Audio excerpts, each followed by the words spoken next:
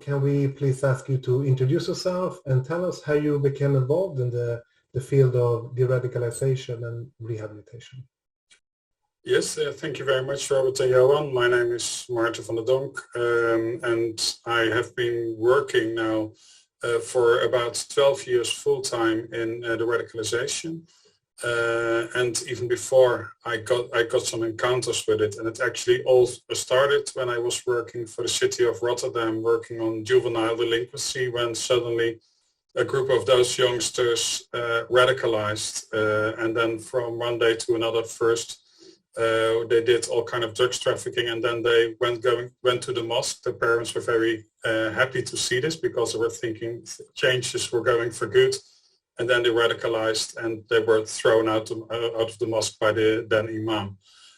So that was my first encounter with radicalization. And then I found it back later when I joined Radaradvies, who had the assignment to do the Radicalization Awareness Network. And within that network, I have been responsible for the support of the exit working group, nowadays called a rehabilitation working group, since the start, and also the prison and probation working group I supported for a long time. And how does your work look there? Can you describe a bit? What is RAN for those who are not familiar, and what is the work consisting of? Well, what my role is within RAN is, like I said, there's working groups, and in these working groups are practitioners, and those are the people who are really in contact with radicalized people in the field, in rehabilitation programs, in probation and so on. And my role is actually to organize meetings for them, also to develop trainings there, to see that at least the knowledge which is needed, that comes to the practitioners, and also to get experiences from the ground to share with other people on the ground. Okay, Maarten, quite impressive. It looks to me that you share a sort of a double perspective here as a kind of policymaker and also as a manager in the field of de-radicalization and disengagement.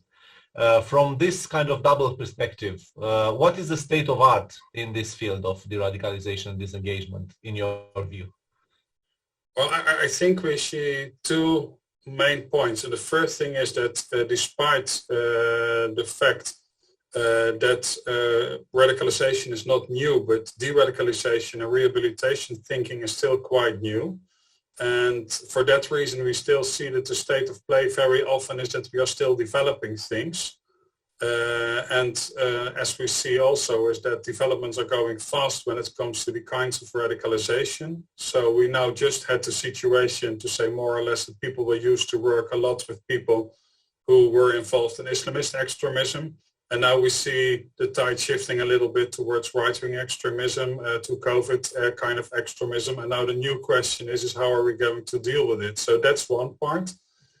And the other thing is actually is that and this is also what we see, for example, if we look to other disciplines which are close to de-radicalization, like people who are working on cults, like people who are working on abstinence from drugs and other kinds of more addiction kind of things, is that we see we have actually quite a long tradition of experience why people do become radicalized, and also what the needs are for people to de-radicalize. And there is very much overarching that you go beyond what the ideologies are, beyond what the problems are. It's very much about thinking about the future, coming to terms with your past and to stabilize again. Right. So you think the experience of de-radicalization actually can build up on the experience from other fields, like working with cults or working with organized crime and things like that? Yes, I'm really convinced about this. I think sometimes it's also that people are at a certain moment in life at risk because they're not satisfied with their situation, or they don't see any other solution than to escape to something. And then, well, it simply can depend on the bus which goes by where they will step into. Will this be a cult? Will this be extremism? Will this be criminality? Will this be a kind of drugs abuse? I really believe that it's only a few people who one day look on the internet like I want to do something different, and then step into a radicalized group on purpose. Mhm. I mean, this is interesting to really see the foundation of why people join and to understand this. From building from this perspective, what are the main learning points that can be used in practice from here? Well, I think that if you know that people have stepped into something because very often they were not satisfied or looking for adventure, for recognition, that it's really important for the practitioners to do a lot on trust building. That people very often have had a lot of backlashes, a lot of situations in which they had the feeling they were not trusted or that they could not trust the other person. So I think that that's a really important one. They need this attention. And I think the other one is, and this is more about rehabilitation and disengagement than perhaps really the de-radicalization part, is that people will think about a new future and how can you help them to build this new future in a positive way. So it's not only thinking and talking about their ideology, but also doing this in a broader perspective. And if I can add a third one is also that there is so much to be done that hardly any sole professional or sole practitioner will be able to provide everything that is needed to work at rehabilitation. So this requires cooperation with other people, sometimes on an ad hoc base, but sometimes also in a more like kind of multi-agency approach. So really the importance of trust building and to work with this to provide, in a sense, future options for people and help them to achieve this. And multi-agency cooperation. Are you aware of any examples of practices, how this looked, or how can we understand this from a practical aspect? Yeah. Well, I think it is also what I heard during a lot of meetings of RAN, but also in my contact with other exit programs. It very much depends on how exit programs are entered by someone who has been in an extremist environment. So what I heard about people working in prison, but also on the streets, is that very often in the beginning there's a big mistrust and it's just starting step by step. If you say, I will be here next week, and perhaps then you want to talk and you repeat this a few times, this can be a very simple step for them to see, well, he's serious about this. He's coming back. He's told me he's doing this and he's doing this. And I think these are the very small things which are really tangible, which are really essential to do. Mm-hmm. Right. So, Maarten, what do you think is the role and the place of the policymakers in supporting this sort of practices? Well, it's very important when it comes to programs is that we now very often see they are very much financed on an ad hoc basis. And if you look at the length of exit processes, but also the sustainability of the problem, let's put it this way, I think it's really important that there are exit programs or rehabilitation programs which have a long tradition and which also allow themselves for that reason to develop further. And I think another one is that policymakers should give a lot of trust aid to the groups, and on the other hand also give a lot of freedom, not about how to work with these people, because at the end of the day the practitioners know better than the policymaker. But in turn of this, and I think that's also what we see right now a lot when it comes to exit work, we need a lot of evaluation. We need a lot also of accountability from the side, from the exit programs, about what they are doing. And what I have experienced is that actually most of the people working in exit are very open to do so. They also want to have their measures being looked at if this is effective or not. Are we really helping people? And I think this is also when you talk about the state of play and the challenges for the future, we will have to work on evaluation much better than we did before.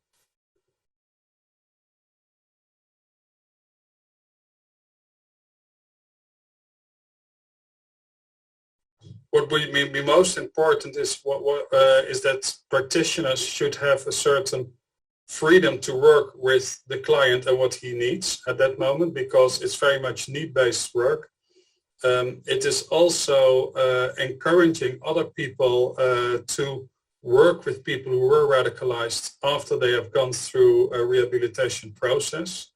So that's also one of the challenges at this moment, that the societal receptiveness for people who were radicalized is quite low. And I think that at the end of the day, also the state should give new chances to people. So you now are an extremist, you after the process will be a former extremist, and then people should get new chances, because otherwise it will be very difficult to motivate people to step in such process.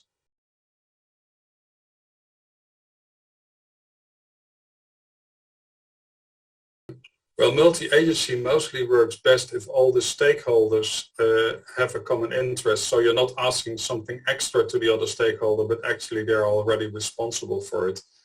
So let's give me a very simple example. If you would invite people from the social services or from people who are more on labor, they already have the task to look for jobs for the people who are in their database, and most of the people who have this extremist past are in their database, so therefore they already have to work with them. But now you can do this in a much better context than you would have done if you would have done so separately, that the exit worker would look for a job and that also the social services try to help this person, and perhaps they do not understand completely where he comes from. So that's a very simple example. And I think another very important thing when it comes to multi-agency is that you should have a kind of arrangement who is responsible in the end for the whole process, because otherwise you are just bringing something to a table and you pile up the problems, and as long as nobody is doing anything and nobody says anything, you are all free from responsibilities. And what you do want to have is that people really take up the problems. So there should be an owner of a multi-agency system. And that can be, for example, a local government, but it can also be the exit program. That depends on where you are. And it's also important that the people who are at the table in such a multi-agency approach also have the power to do something, or have the backing of their bosses of their organization to do something there, because otherwise it just gets a nice chat about people and it's not working. But we see in more countries that there are some difficulties about exchange of information due to GDPR. So due to privacy reasons, it's not possible to transfer information. And of course, I'm not against privacy, but it's good in this kind of situations if you have a structure in which you can, at least to a certain extent, exchange your sorrows, or you can exchange information to the benefit of the client's future, and therefore also to society's future.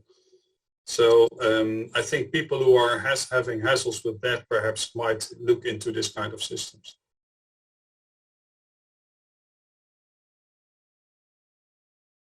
Well, I think when it comes to rehabilitation, it is really an important network, because in most of the member states of the European Union, there's only one or perhaps a few exit organizations. And the same is for probation. There's mostly one probation supplier.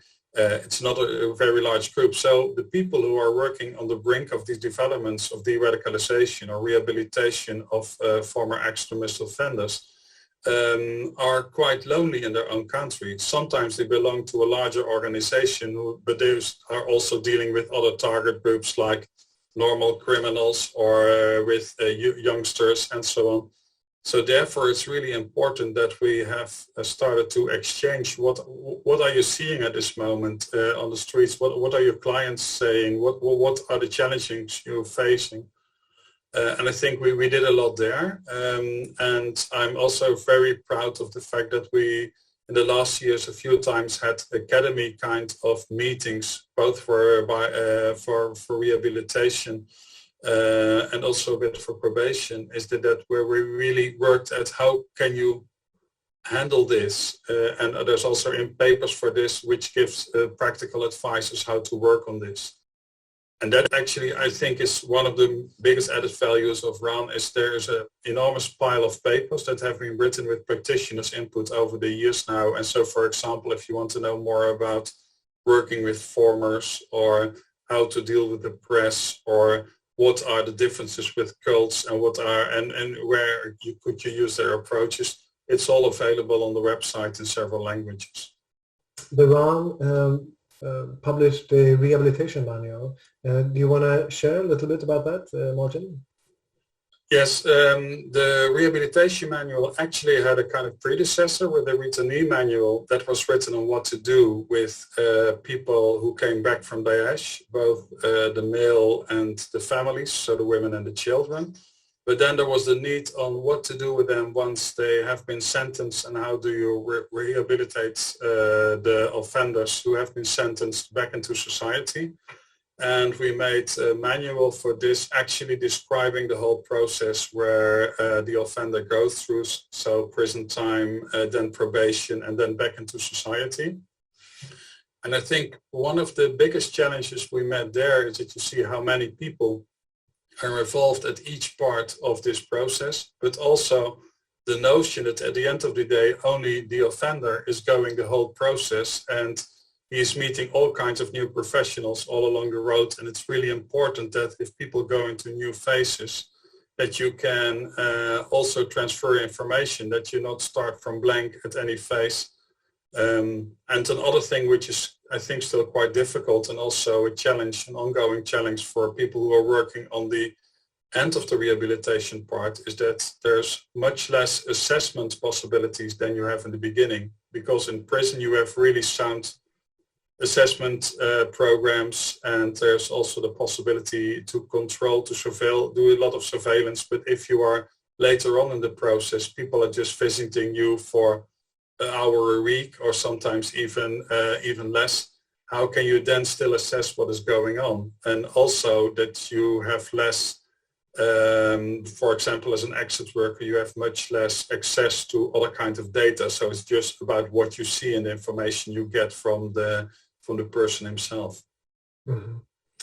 And on this, I mean, what are the available resources to assess? Are there any specific tools or manuals that you're familiar with to do this, or any guides? No, actually you have these assessment methods who are being used in prison, and these are like, for example, Vera 2 is an example of this, but that depends very much also on all kinds of judicial information. Sometimes also on information of people from the mental health world. And these are typical things you will never get as an exit worker, or if you work in probation, you will not get access to that at all. So then it's the question, which information can you get? Sometimes then case management in a multi-agency process can help. For example, you have a lot of local networks where people who are at risk are being discussed every week by, let's say, police, social work, municipality, and then you can get some further information, but it's much harder to assess in an objective way. Is there something missing, Maarten, in your view, from the policy perspective, let's say? Yeah, I think what is missing too much still is a broad preventive approach, like how are we going to prevent that people do radicalize? And also the notion that radicalization is of all times. For one reason or another, we're still working a lot on bypasses and on projects instead of a kind of steady type of interventions.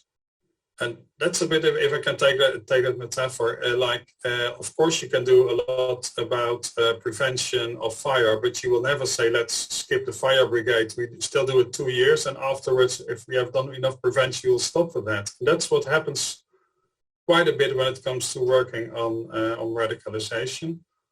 And I think another thing that is missing is that very often we overestimate in a certain way how extremists are. We are very often thinking they are very tactical, very sound on when it comes to ideology. And if you look at a lot of cases, of course, they have been dangerous people, and people also might have done really horrific things for society. But if you look on the base of what, if you see sometimes in court, then it turns out that people actually have less intellectual capacities, or actually they do not know anything about ideology. And sometimes I do think that we make, in that sense, extremism too glamorous. I think it is important that we keep on stressing, and there's now also quite some research on when it comes to recidivism, that when it comes to extremists, this recidivism is generally low. So this already gives a counter-indication of what people always think, like once a terrorist, always a terrorist, and therefore also always dangerous. What are the most important elements to address here? Yeah, I think from a policies perspective, the global goal always will be how to prevent future harm. And that in a very broad perspective, that people are not committing crimes themselves again or start to recruit. So I think that is the main challenge. And I think the other one is also accepting what I said before, that radicalization is a fact of life. And therefore, if you have, for example, a broad youth preventive program, now we see very often they have all kind of problem behavior in it, like do people start to steal, do people drop out of school early, do people use substances you don't want to do. But I think that also you should put a radicalization as a kind of problematic behavior inside of that, and also what the early warning systems are there. How do you see the future of this field in the next, let's say, 5 to 10 years? What are the developments that you are expecting? Well, I at least hope for some further professionalization, in a sense that we have more like common standards within rehabilitation work, and also have more proof that things work by doing good evaluation. I also hope for this sustainability. I was already pleading for that. I think it's really important that we look at radicalization as a given fact, and that means that we need programs, and that perhaps also needs that we follow all the developments there. You will not have perhaps the same ideologies there in 5 or 10 years, but that you at least have a kind of solid group of professionals who can help you out there. And that brings me to the last one. I also hope that would be also another sign of professionalization, is also that exit work becomes more into the curriculum of, let's say, universities or applied universities, because until today there's only very few advanced education for people who want to work in this field. Wow, quite ambitious plans for the next 5 to 10 years, or maybe 100 years. Thank you very much.